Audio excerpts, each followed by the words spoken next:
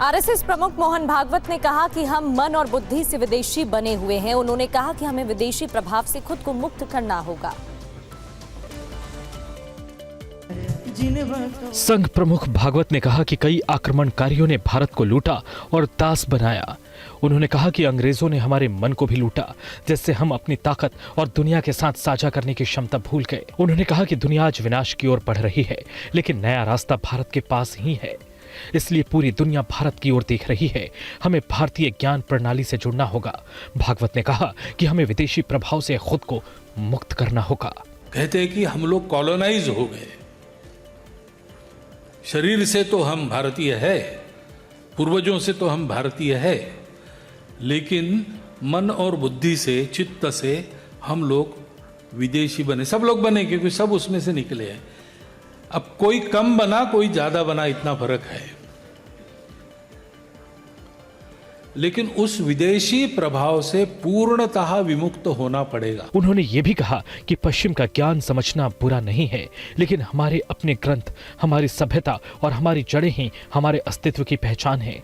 भागवत ने कहा, भारत को अपने मूल स्वरूप को बनाए रखते हुए आधुनिकता के साथ तालमेल बिठाना होगा। भागवत ने धर्मांतरण पर बोलते हुए कहा कि हमारे पूर्वजों ने किसी का धर्मांतरण नहीं किया।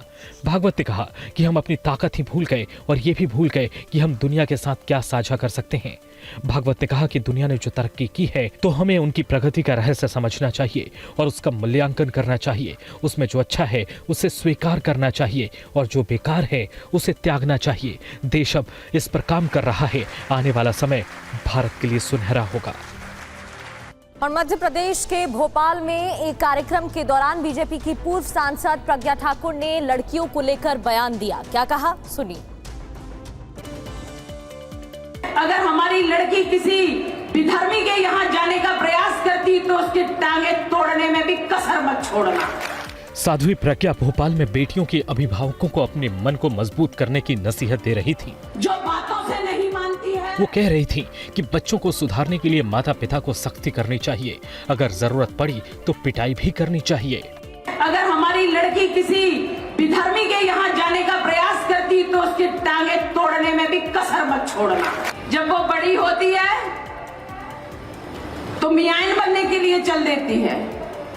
तो ऐसी बच्चियों को जो हटी हैं, जो संस्कारों को नहीं मानती, माता पिता की बात नहीं मानती, बड़ों की इज्जत नहीं करती और घर से भागने को तैयार है, उनके लिए सतर्क रहो, जागते रहो और ऐसी लड़कियों को मारकर, पीटकर, समझाकर, बुझाकर, प्यार से और डांट के जैसे भी हो पर घर से जाने मत दो।